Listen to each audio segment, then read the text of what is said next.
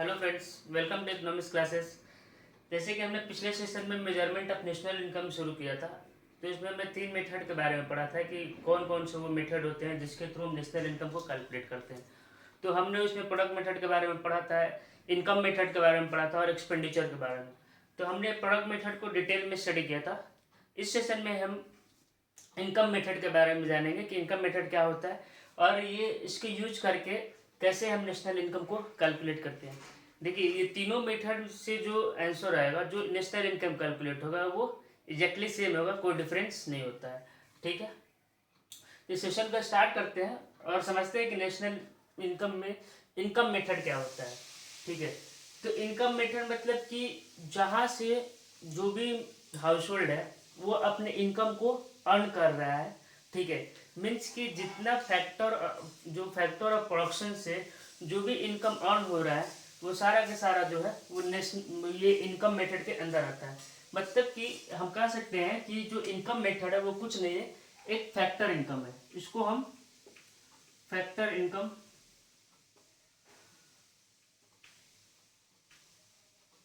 ठीक है, इसको हम फैक्टर इनकम बोल सकते हैं। ठीक है, तो जो भी इनकम होता है, जो फैक्टर ऑफ प्रोडक्शन जो एक्रोज करता है, उसको हम इनकम मेथड के अंदर कंसीडर करते हैं। ठीक है, अब फैक्टर ऑफ प्रोडक्शन जैसे हमें पता है कि कितने टाइप्स के होते हैं। 4 तरीके का फैक्टर ऑफ प्रोडक्शन होते थे। ठीक है, जो हमने बहुत पहला ही सेशन में हमने बताया था कि फैक्टर ऑफ प्रोडक्शन क्या होता है। ठीक है, जैसे लैंड, वेजेस, सॉरी, लेबर, ठीक है, कैपिटल और इंटरप्राइजेस, ये 4 जो है वो फैक्टर ऑफ प्रोडक्शन होते हैं। अब इन्हीं से हम लैंड से हमें रेंट मिलता है, लेबर से हमें वेजेस मिलता है, कैपिटल से इंटरेस्ट मिलता है और इंटरप्राइजेस से हमें प्रॉफिट मिलता है। तो यही चारों जब इनकम को हम ऐड कर देते हैं तो वो हमारा इनकम मेथड के अंदर आता है। ठीक है, अब देखते हैं कि इनकम मेथड का जो कंपोनेंट्स है वो क्या है, मतलब इनकम मेथड में कितने कौन कौन सा फैक्टर इनकम है। ठीक है, तो अब एक एक करके देखते हैं कि क्या होता है। पहला जो है कंपनसेशन ऑफ एम्प्लॉयज। इसमें जो सबसे पहला हेडिंग है वो है कंपनसेशन ऑफ एम्प्लॉयज, मतलब कि एम्प्लॉयज को हम क्या पे कर रहे हैं उसके सर्विसेज के बदले में। ठीक है, तो ये जो है एम्प्लॉयर जो होता है वो अपने एम्प्लॉयज को क्या करता है, पेमेंट करता है in the form of wages and salaries, जिसको हम कंपनसेशन ऑफ एम्प्लॉयज में काउंट करते हैं।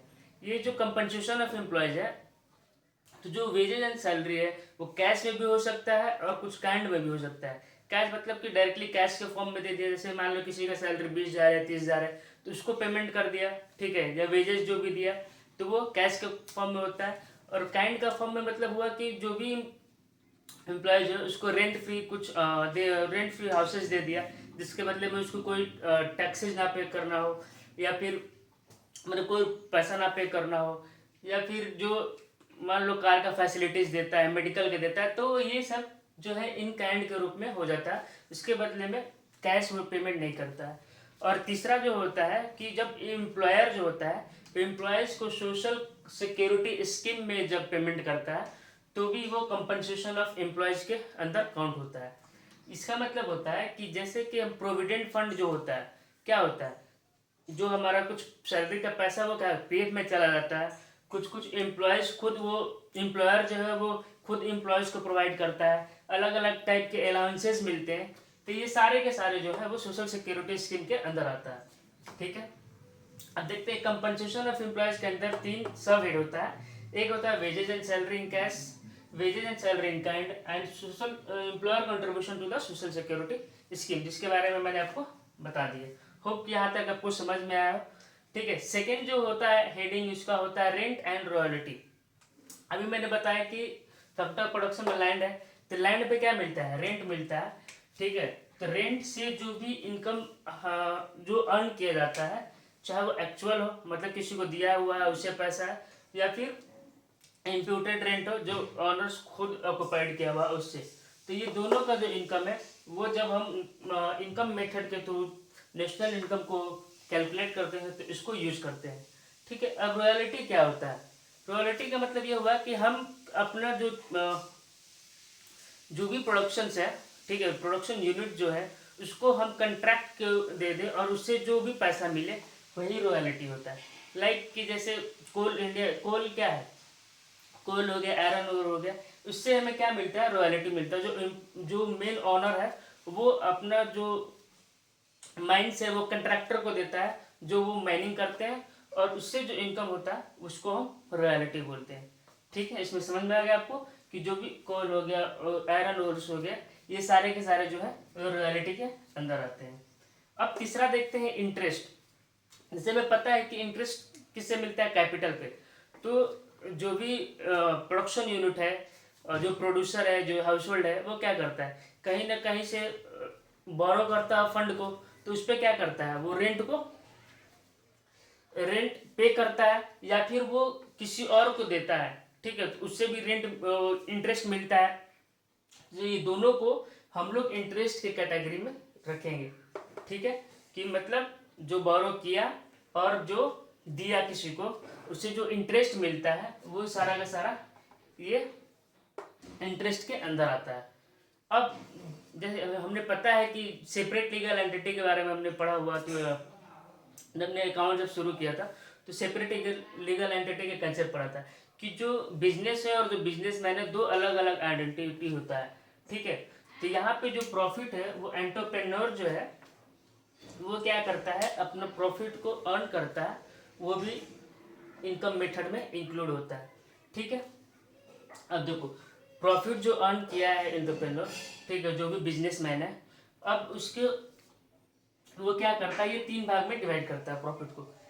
उस प्रॉफिट के ऊपर क्या करता है, कॉर्पोरेट टैक्स पे करता है। तो जो भी फर्म होता है, देखो ये कॉर्पोरेट टैक्स जो है मैंने आपको पहले भी बता चुका है, 2-3 बार पहले बताया हुआ है।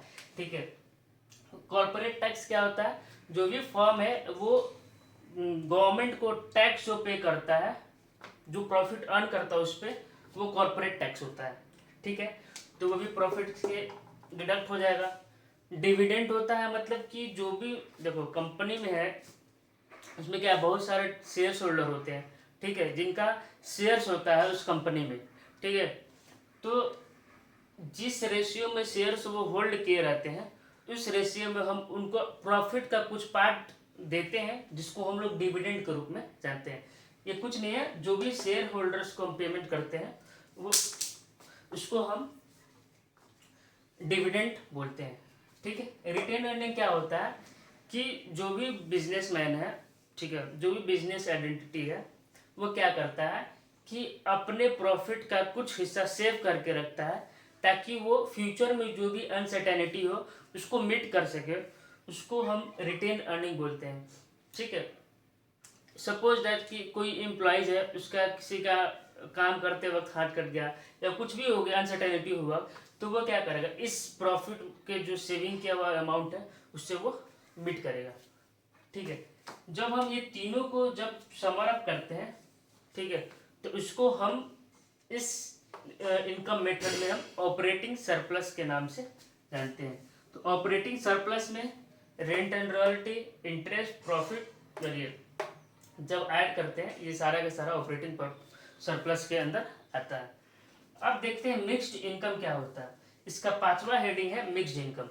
तो जो भी इनकम जनरेट किया जाता है ऑन अकाउंट वर्कर्स के द्वारा, कैसे छोटे छोटे जो रिटेलर्स हो गए, शॉपकीपर हो गए, जो बार्बर हो गया, जो फार्मर्स हो गए, वो भी तो कुछ ना कुछ इनकम को जनरेट करते हैं। ठीक है, तो उन सारे लोग के इनकम को हम लोग मिक्स्ड इनकम बोलते हैं, क्योंकि बहुत सारे यहाँ पे अलग अलग ऑक्यूपेशन के लोग हैं, जैसे फार्मर है, बार्बर है, रिटेलर्स है, शॉपकीपर्स है। तो ये सारे के सारे मिक्स्ड मतलब क्या हुआ, मिला हुआ। तो इतना सारे लोग को जब इनकम को जब वो मिला दे तो वो क्या होता है, मिक्स्ड इनकम होता है। और इसमें क्या स्पेसिफिक है, जैसे एम्प्लॉयज़ है, एम्प्लॉयज़ को लेबर को पे करेंगे तो ये कंपनसेशन ऑफ एम्प्लॉयज़ में आ गया, ये लैंड पे मिलेगा, ये कैपिटल से मिलता है, ये इंटरप्रेन्योर से प्रॉफिट जो इंटरप्राइजेस से मिलता है।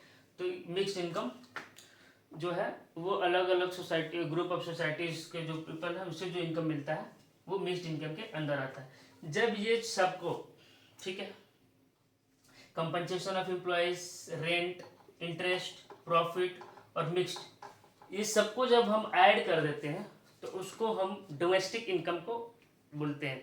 जैसे मैंने आपको बताया कि थ्रू कल के सेशन में मैंने आपको बताया था कि डोमेस्टिक इनकम हमेशा जो है वो सेम रहेगा और नेशनल इनकम का जो है वो सेम रहेगा। डोमेस्टिक इनकम मतलब एनडीपी एट फैक्टर कॉस्ट और नेशनल इनकम जो होता है एनएनपी एट फैक्टर कॉस्ट।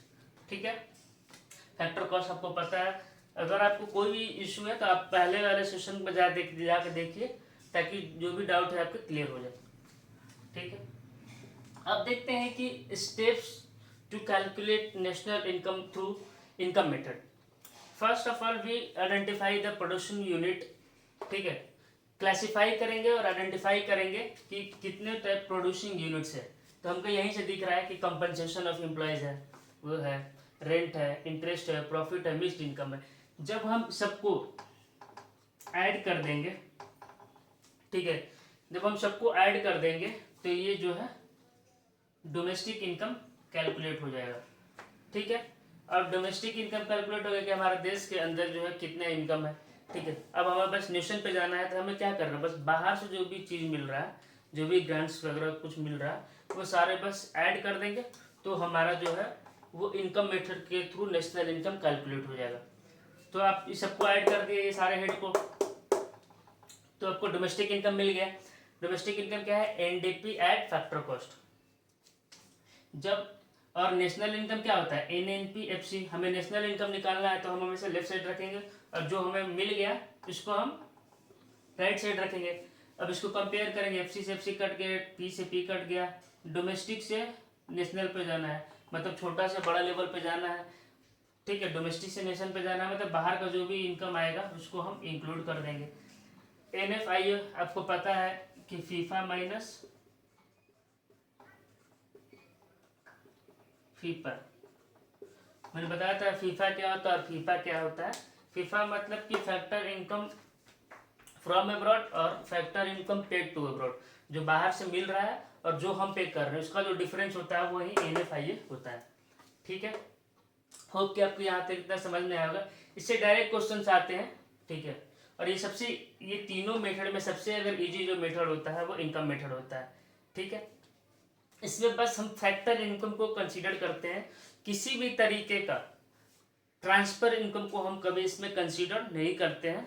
ठीक है, ट्रांसफर इनकम का मतलब क्या होता है, यूनिलैटरल पेमेंट, जिसके बदले में हमें कुछ करना ना पड़े।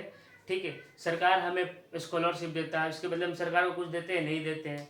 जो भी सरकार है वो हमें एम्प्लॉयज़ को पेमेंट करता है, प्रोविडेंट फंड देता है, तो वो क्या है, पेंशन्स देते हैं, वो सारे के सारे क्या है, पेंशन्स वगैरह जो है वो ट्रांसफर इनकम भी तो है। इसके बदले में हम सरकार को कुछ करते हैं, नहीं करते हैं, रिटायरमेंट के बाद पेंशन मिलता है, तो वो सारा का सारा चीज़ इस इनकम मेथड में इंक्लूड नहीं होगा। ठीक है, प्रिकॉशन ऑफ इनकम मेथड, कि इनकम मेथड के थ्रू जब हम कैलकुलेशन करते हैं तो किस किस चीज़ को, बात को ध्यान में रखना चाहिए हमें। ठीक है, सबसे पहला इसमें है ट्रांसफर इनकम। मैंने आपको जैसे बताया कि ट्रांसफर इनकम मतलब क्या होता है, वन साइडेड पेमेंट या यूनिलैटरल पेमेंट, जिसके बदले में हम कुछ सरकार को या किसी को सर्विस प्रोवाइड नहीं करते हैं, वो ट्रांसफर इनकम होता है। तो देखिए, कोई भी नेशनल इनकम में वही चीज़ इंक्लूड होगा जो टू साइडेड है, ड्यूअल कंसेप्ट पे बेस है। ठीक है, मतलब हम कुछ पे कर रहे हैं। अब यहाँ पे क्या हो रहा है, वेजेज एंड सैलरी कैश में दे रहे हैं, तो इसका मतलब क्या, लेबर जो है वो हमें कुछ प्रोड्यूस करके दे रहा है ना, कुछ काम कर रहा है, उसके बदले में हम उसको दे रहे हैं। ठीक है, तो वो टू साइडेड होगा, एक साइड से हमें रियल फ्लो मिल रहा है, एक साइड से मनी फ्लो मिल रहा है। समझ में आ गया? तो जहाँ पे केवल एक टाइप का फ्लो होगा वो नेशनल इनकम में कभी कैलकुलेट नहीं होगा। अब हम रियल फ्लो और मनी फ्लो के बारे में एक वीडियो बनाया हुआ है, सारा बेसिक में जाकर आप इसको चेकआउट कर सकते हैं। ठीक है, वो इंक्लूड नहीं होता है नेशनल इनकम में। जो भी है इनकम अर्न किया जा रहा है सेकेंड हैंड गुड्स को, वो भी इंक्लूड नहीं होता है। क्यों नहीं होता है, ये आपको मैंने कल भी बताया था कि जो प्रोडक्ट मेथड पढ़ा था कि second hand goods and services को हम यूज प्रोड्यूसिंग यूनिट में नहीं काउंट करते हैं, इसी तरह इसमें भी नहीं काउंट करते हैं, क्योंकि इसका पहली बार जब बेचा गया होगा तो वो ऑलरेडी हम इसको काउंट कर चुके होंगे, इसलिए इसको काउंट नहीं करते हैं। तीसरा है, जो भी इनकम मिलता है शेयर से, डिवेंचर से, वो सारा का सारा ये इसके अंदर इंक्लूड नहीं करते हैं, क्योंकि मैंने पहले ही बता चुका जो फैक्टर इनकम है बस वही इनकम मेथड के अंदर रहेगा। देखिए, और चौथा है कि किसी भी टाइप का विंडफॉल गेन जो होगा वो इंक्लूड नहीं करेंगे नेशनल इनकम को जब कैलकुलेट करेंगे। विंडफॉल गेन मतलब कि जो भी चीज़ सडनली हमें मिल गया, ठीक है, लाइक लॉटरी जीत गए, कोई हॉर्स राइडिंग हो रहा है उसमें कुछ पैसा लगा दिया, ठीक है, ग्लैम्बलिंग, मतलब जो भी चीज़ जो है वो विंडफॉल मतलब अचानक से हमें गेन हो गया, ठीक है, वो परमानेंट नेचर्स का नहीं है, वो सारा का सारा जो है विंडफॉल गेन में आता है, ठीक है। लॉटरी हो गया, वाइप्स हो गया, ये सारा का सारा जो है वो विंडफॉल गेन के अंदर आता है। होप कि ये सारा आपको समझ में आया होगा, ठीक है। बहुत ही इजी कंसेप्ट है इनकम मेथड का, और इससे अगर क्वेश्चन आ गया तो आपके लिए बोनस ही है, इसमें कुछ करना नहीं है, ठीक। अब एक मेथड और बच गया है जिसको हम एक्सपेंडिचर मेथड बोलते हैं, तो हम कल के सेशन में उसको देखेंगे कि एक्सपेंडिचर मेथड के थ्रू कैसे नेशनल इनकम को कैलकुलेट करते हैं। और उसके बाद हम लोग जैसे नेशनल इनकम खत्म होता है उसके बाद हम बैंकिंग पे आएंगे, ठीक है, कि इसके जो भी बैंकिंग का जो कंसेप्ट है मनी सप्लाई का सारा समझेंगे कि क्या होता है, इन्फ्लेशन डिफ्लेशन क्या होता है, कैसे इन्फ्लेशन और डिफ्लेशन को गवर्नमेंट जो है वो कंट्रोल करता है, वो सारा का सारा हम इसको कैलकुलेट करेंगे। अभी जो सेशन चल रहा है उसमें पूरा का पूरा माइक्रो इकोनॉमिक्स को हम लोग कवर करेंगे, ठीक है, क्योंकि अभी बोर्ड के एग्जाम में माइक्रो इकोनॉमिक्स ही पढ़ना है, ठीक है। उसके बाद फिर हम लोग माइक्रो इकोनॉमिक्स आएंगे, और बीच बीच में हम वीडियो लाते रहेंगे जो करंट सिनारियो है, जिसको जो हमारे इकोनॉमी पर जो इम्पैक्ट पड़ रहा है उसके बारे में भी समझने की कोशिश करेंगे कि इसका कैसे इसको ओवरकम किया जा सकता है, ठीक है। वो मतलब जो करंट सिनारियो से भी हम लोग टॉपिक को पढ़ेंगे ताकि हमें नॉलेज बढ़ते रहे, ठीक है। होप कि आप ये सारा वीडियो देख रहे होंगे, ठीक है, आपको इन्फॉर्मेशन मिल रहा होगा इस वीडियो में, ठीक है। अब वीडियो को क्लोज करते हैं, ठीक है। Thank you so much.